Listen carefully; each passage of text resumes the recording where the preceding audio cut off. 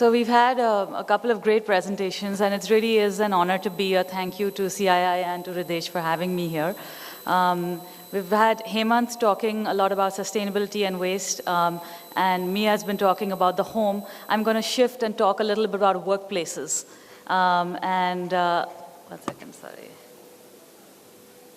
If you do that, it'll go off.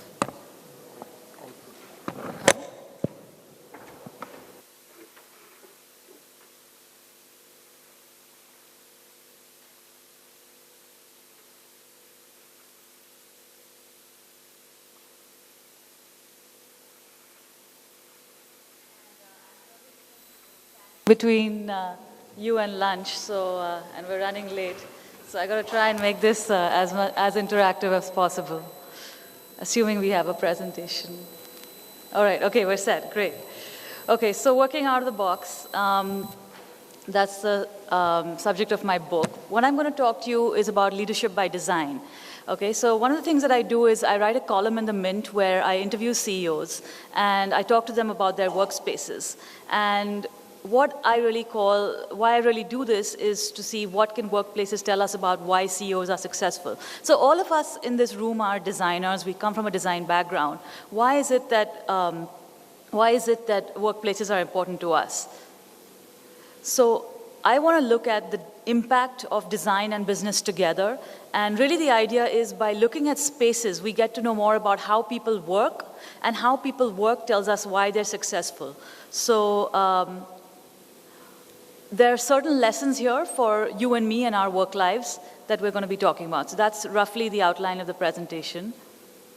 Why I got into this, I recognize a few familiar faces here.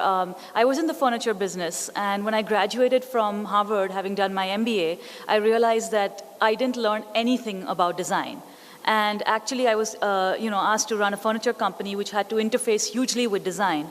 And what I found was that the business point of view, as I'm sure many of you appreciate, is very different from a designer's point of view. So business was really a lot about cost, productivity, headcount, how do we fit a certain number of people into an office space, whereas the design aspect of it was, of course, as you would know, form, functionality, aesthetics, and a very creative side of it.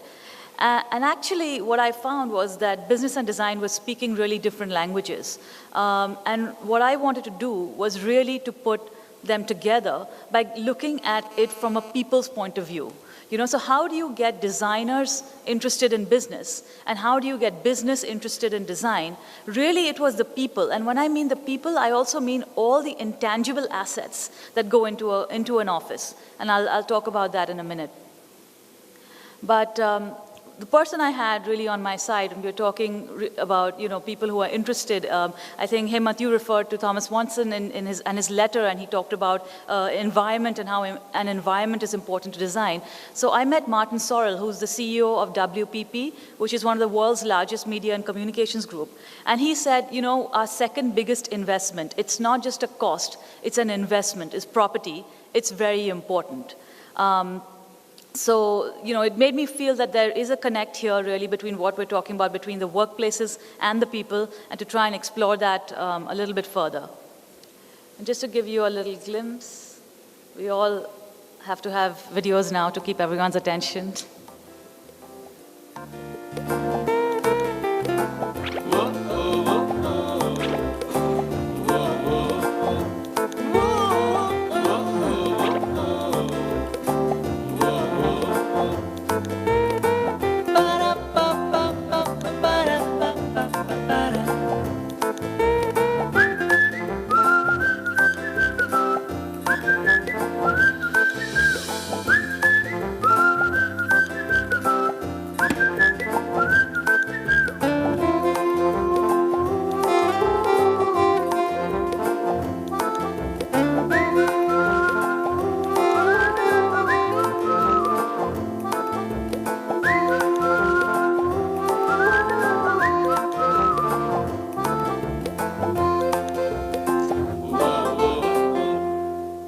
And yeah, Hemant, I'm pleased to say Navroz is in the book also. Not in the book, but in the series.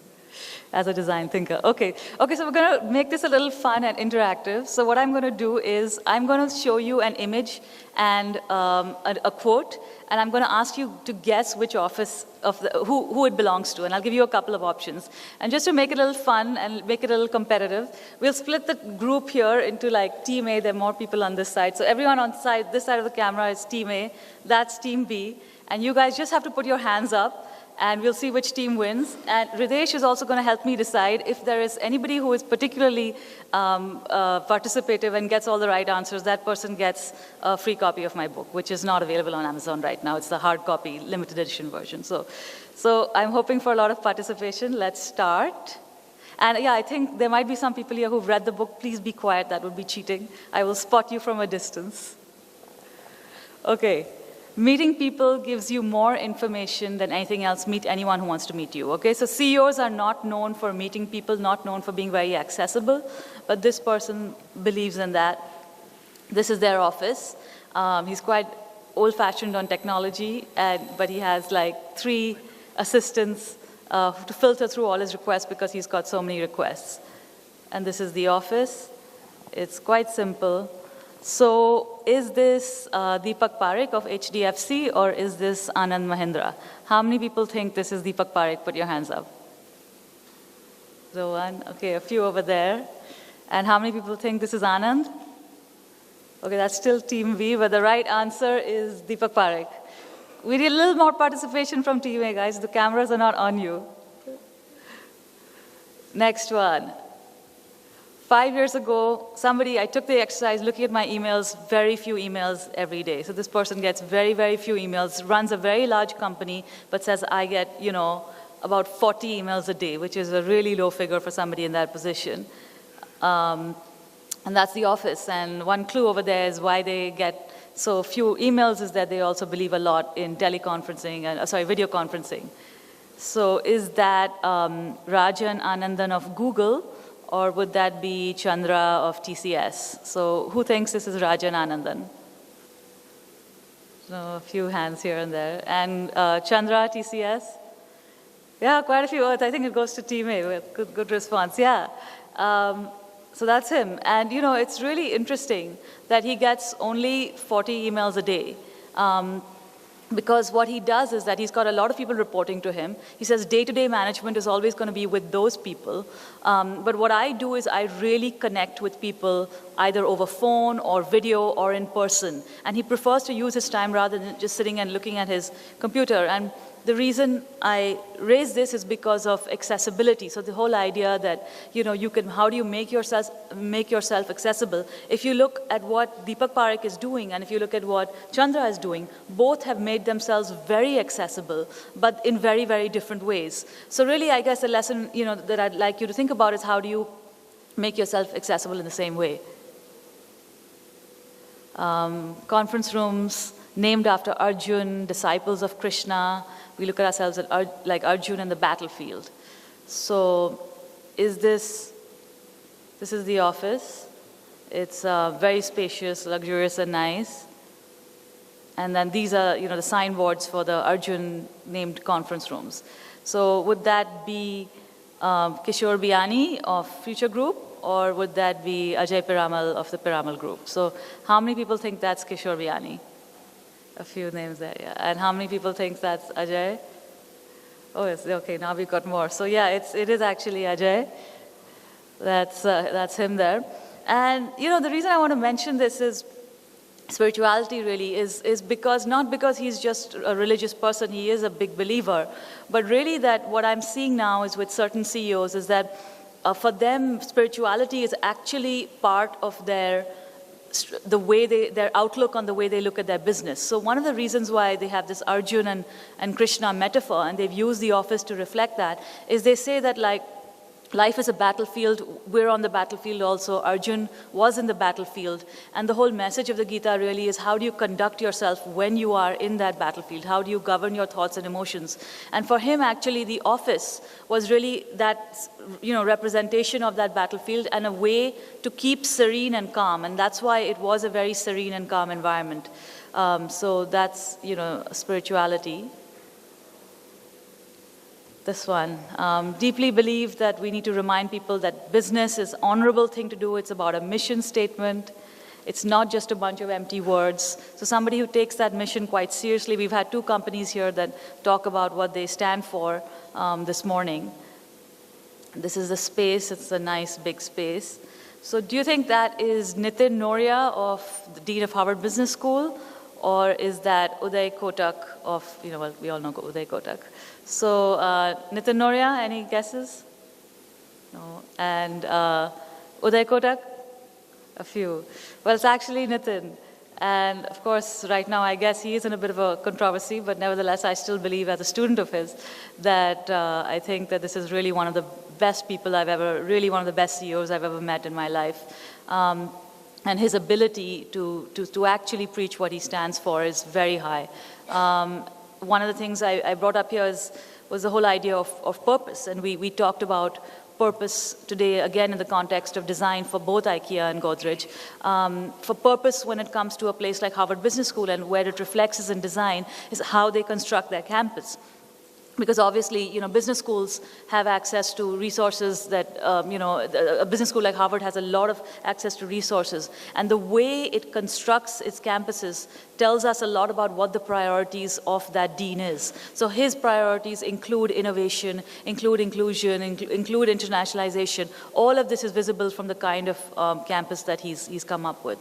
So again, just to think about how does actually purpose, which is there in the mission statement, reflect in the tangible assets that a company has built.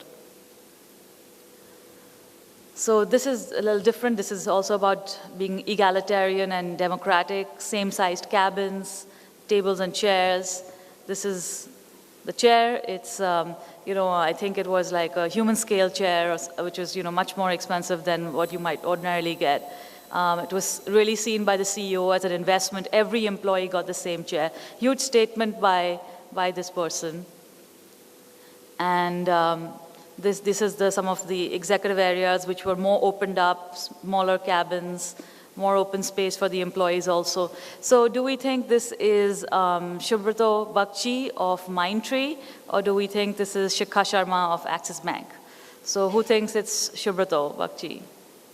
Few. And Shikha, a few more. I'd give that to A, I guess. But yeah, it's Shikha. And it was really interesting that, when she took over as CEO of Axis Bank, she decided that, I really need to invest in the firm's culture, and the way I'm going to do it is by getting into this office. And when the decisions that she took around what the design would be says a lot about how she's actually using architecture and workplaces as a tool for her management style. She wanted to make things very egalitarian. So again, this whole idea of collaboration that we're seeing in the workplace. Very interesting one here. Not owned a suit, never relied on market research, never worked on a computer. So I have to turn myself away. And this is the desk sitting there. Very interesting, this person has a picture of their guru on their desk, which is, most people have family pictures, but there's a guru over there. And this is some of other parts of the office. It's, quite a sort of corporate setting. So this is this Rajiv Bajaj of Bajaj Auto, or is this Balki of Lowlantas? So who thinks this is Rajiv? A few. And Balki? A few more. Well, actually, it is Rajiv. And what was interesting about him was that, obviously he's known for being very casual and not wearing suits and all that, but I didn't put this up there just because he's an introverted person or just because he's, doesn't like to meet people or talk. He's known for being quite maverick in his own ways. But what was interesting to me was that he had, apart from the usual settings that we talked about, like he had this meeting table, and then he had this work table, and then he had this conference table where we were sitting. But he also had this space at the back, which was, he said, it's like a chair and tables outside on the balcony outside his office. And he said, this is where all our new products get created. And it was really nice to see that, it was a very equal setting. It was him sitting with his colleagues, sitting there brainstorming, not in like a formal boardroom. It was really almost like a studio. And the idea that I really wanted to share was this whole idea of craftsmanship. And it might seem interesting to have a book about leadership that talks about craftsmanship, but actually leadership, is not just about being motivated by fear and greed, right? Increasingly, we're seeing leadership about being motivated by purpose, about authenticity, and the whole idea of craftsmanship is doing something good for the love of doing it. And I think this is something I hope that resonates, especially in this room, because all of us here in the design world are doing things because you're passionate about the whole act of designing, and that the journey is as much as part of the ending. So it was very interesting actually to meet people like Rajiv or Baba Kalyani or Ralph Speth, who runs Jaguar Land Rover, and all three from the automotive backgrounds, who had immense passion for their product, and the craftsmanship of their product really came through as an aspect of the way they run their businesses. So the DJ who fuses sports and lifestyles, very energetic, young. This is a space, it's quite fun. So do we think this is Mukesh Bansal, who used to be with Myntra.com, or Rajiv Mehta of Puma? So who thinks this is Mukesh? Okay, Team A thinks, Team B thinks. And Rajiv Mehta? Yeah, I think there's a few more hands here. Yeah, sorry, this is the space. It's very fun, and that's the kind of thing that you'll see over there. So very fun space. What basically happened was they got into this office space and they had this 2 levels, and there was enough of a void to create this slide. So he actually used to slide. He's left Puma now, but he actually used to slide, and the rock wall and everything adds to the fun of it. But the reason I share it is not just because it's a cool office or a fun office or where we'd all want to work, but really this whole idea of storytelling. And it's really interesting having been today. If you go to design presentations, now we are living in this visual world, and I think this audience doesn't need to be told that at all. But the great thing about being in design presentations is that they're always stories. So whether it was Hemant or Maria, everyone in the morning was talking about these different stories of people, essentially, and the way they work. And if you go to a corporate setting, often you don't find that. And I think that is one of the things that we need to see more of as a leadership trait in the corporate world. So yeah, I think this one, was also interesting that it came up earlier this morning. So not wanting to waste, looking at it as an opportunity. How can we do something with that? So this is the office. It's simple, it's a little spacious, but it's very simple. It's open and green. Is that Meher Padamji of Thermax or Douglas Bailey, who used to be with Unilever? So Meher Padamji, Thermax, any clues? A few here. And Douglas Bailey, Unilever, a few there, okay. So it is actually Meher. And even though Unilever is also very into sustainability, and we'll talk about it, but Meher was really looking at sustainability as a mindset, a policy, an outlook, an intent. It's a strategic choice in a way, which is directly reflected in what they do. So, that's what I'm trying to say. Through these stories, what becomes important is, as designers, you're working towards a client. And you need to know what those priorities of that client are, whether that client is in your business or it's external. Things like the spaces gave me insights into what mattered most to them. So that was Meher, sustainability. And a couple of more. I read on weekends. Somebody who reads a lot always has a book in the bag. What is interesting about this person is that not only do they have a lot of books there, but he actually reads a lot. He gets his assistant to write out all the quotes from the books that he likes, and he puts them into these cloth-bound notebooks that he's got. So he's got this series of quotes that he's collected over a period of time. Of course, it is a little bit old-fashioned in today's day and age, but it was very interesting because very few CEOs that I actually came across now read books anymore, which is sad.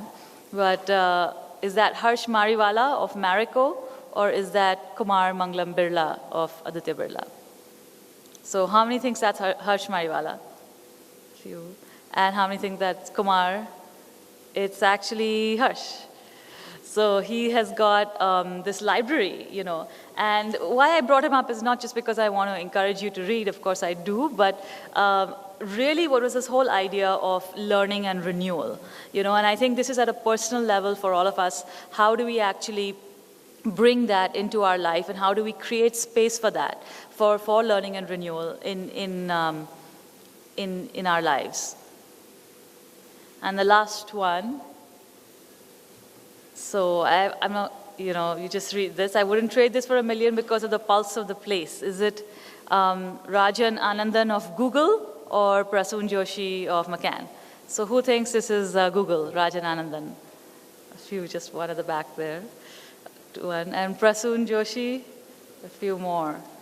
So, this is obvious what it is. So, but what's interesting is, what's the office going to be like? The office is very funky and cool, but that's how he works, standing and working, which is, of course, came across as even more and more popular now. And why I had it in there, actually, was not just because it's a cool office, but this whole idea of integrative thinking, right? Of Google has this theory that we should all be smart creatives, or people who work at Google should be smart creatives. Thinking analytically, thinking commercially, but also thinking creatively. And I think actually this room is, a room which has to deal with that every day, right? I mean, people say, design is a function of art, business, economics, science, technology. I mean, everything you can think of in the world, design is supposed to integrate that as a discipline. But really what was interesting was that for Google, making a workplace that was as creative and funky was, in a way, telling their people, look, we're giving you all the resources to go out and to achieve, to think big, to do 10x, and not to worry about just the day-to-day kind of challenges. But also we're expecting you to perform in that way, and we're putting those metrics in place that will allow you to perform. So it was really interesting how they integrate both these styles of thinking. So yeah, that's the end of ours. Do we have a winner? Yeah, A team, great, congratulations. Is there anyone you want to? No, we couldn't find any. Okay, well, you do have a chance to come and meet me and talk to me later after this, but thank you, Hridesh, for that. I'll talk a little bit about, more about archetypes and how they affect us. So, of course, these stories of CEOs are very nice, and I think that if anybody's thinking of being in a leadership position, hopefully they'll tell us something more. But what is more interesting, and the thought I wanted to leave you with, is this whole idea of archetypes. Okay, so what do I mean by that? So I think we're all familiar with the term archetypes, but really they're different ways. Maybe we can just have the lights a little bit less. Or maybe not. But anyway, basically what I saw was that each of these CEOs could be put into these 4 categories. Okay, the idea is that there were 4 types of spaces based on intangible assets. Now, the reason why I mentioned this is that when you go to a CEO, he or she may not talk to you from, this is the kind of design I like. What matters to them is intangible assets. Okay, because intangible assets are the things that are valued for any business. So what are these intangible assets that I refer to? So I think in the context of workplaces and companies and organizations, the first one is this whole idea of personal energy. Okay, the idea that all of us, our time, our energy, that's the most important thing that we have.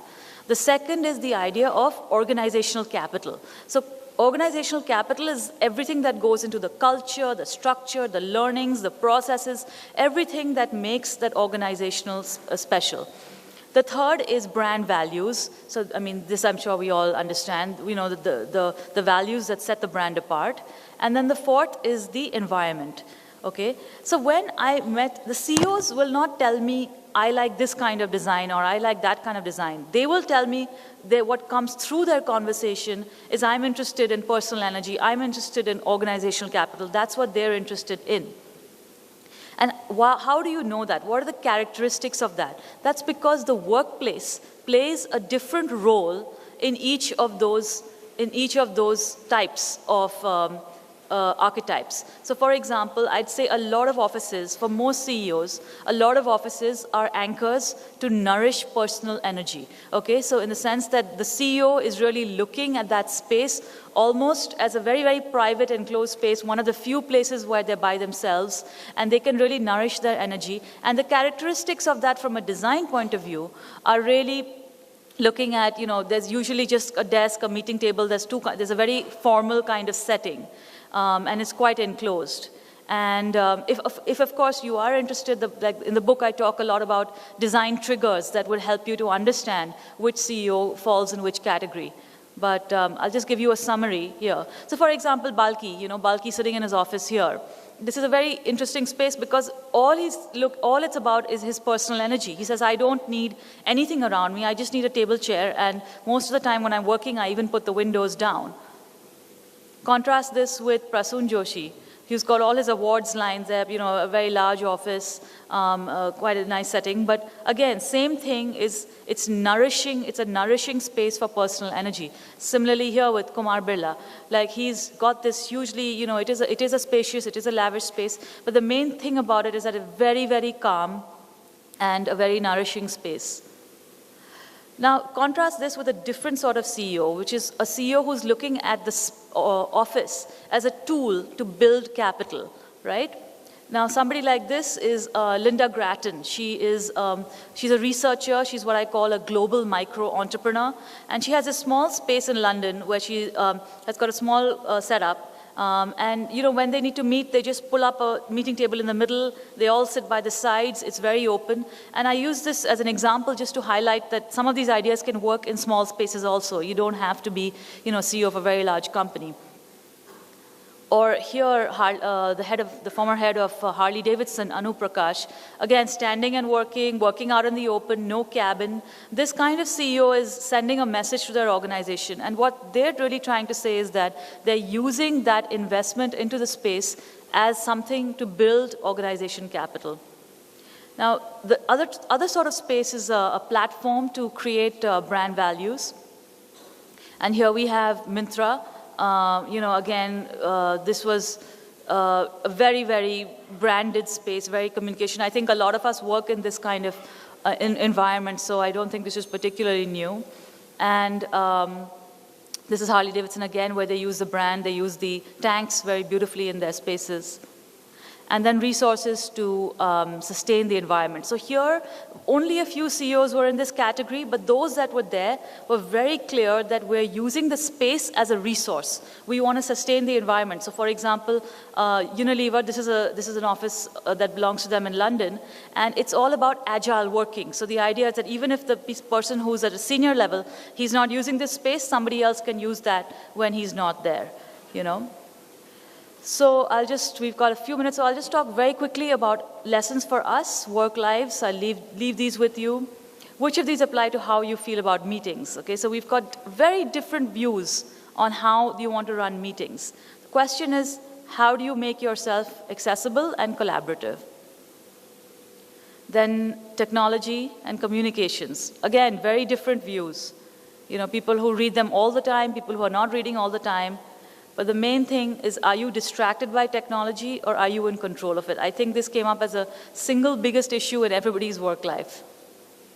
And how do you know how the people below you need to be contacted? We had a CEO once actually at my family business. All he did was send out emails all the time. Really smart guy, but just sent out emails all the time, page-long emails to people, urging them to work in certain ways. Was he effective? No, unfortunately, he didn't last much more than a year. So, the question is really about, do you know how the people below you like to be contacted? Again, we don't have too much time to get into it, but I want to leave this idea with you. I think this is very relevant for a lot of people in the room, is this whole idea of having a portfolio life, doing more than one thing, maybe more than one job, different professions, people who work freelance, things that they do for different interests. How would your work life change if you started doing that? Self-renewal, I'll bring that up just to say, people I met were very successful, and you might think that they're so busy, how do they make time to do things? But actually, it's because they make the time to do these things that helps them to become successful. So really, having a space, that's why I say, what are your sources? How do you get self-renewal? And what are the sites? Where are the places that you actually locate that in your life? Whatever it is that you do. And I brought up fitness. I wouldn't say I'm particularly fit, but we can always try. So these are CEOs. Chandra, who was in his 50s, saying I'm fitter now. Vineet Nair of Tech Mahindra, who said I need a gym in my office. And the late Captain Nair, before he passed away, he said I shoot these basketball hoops. I have to do them before I before the end of the day. So a quick summary, we've seen a few CEOs, as I said, there are more in the book, we've seen about 10 of them, really want to make this link between workplaces, work styles, and leadership traits as a way to understand how people think about their environment and how people think about design. These different archetypes and how you can go further into them. And finally, managing our daily work lives. So that's it, leave you with this thought. Think about why and how you do what you do, and that will also be a big driver of your success. And if you need to reach me. Throughout this presentation, we have been talking about how the workplaces of big companies or companies that have achieved a particular scale look like, because the culture is defined, the brand ethos is defined. So we are a small startup, less than 8 people, and the brand and the culture is getting defined on the way. How should we think about the workplace? What kind of workplace do we want? Because it's still, the brand and the culture of the company is still under development, and we do not have a lot of resources. Yeah, so I think the main thing to probably think in this environment is how do you communicate, right? And I think that's one of the main purpose of any office, is when you start thinking, I would say start with the kind of organizational capital kind of section. How do you become collaborative? How do you actually get messaging across? Because that's very important in your kind of setup. How do you handle meetings? So I think think about those aspects first, and then I would say the brand, if that is just happening now, then maybe you need some time to think about what your values are and what your mission is. And when you're ready to do that, you can probably express that in a more cohesive way. So basically the workplace, so to summarize, I think what you're saying is the workplace will be as lean and crappy It will be, as sorry? the startup. Will be as lean and unexpressive, or the expression won't be very clear until the whole company gets clarity, right?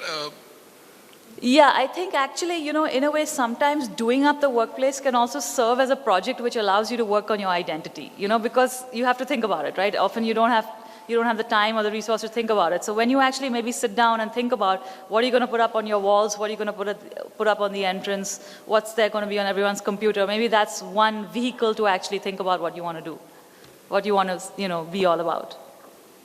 Okay, thank you. And one small point, if for your research purposes, you would anytime like to visit how a really little office looks like, you're please most welcome to our Okay, office come and meet me afterwards for sure. Yeah, thanks.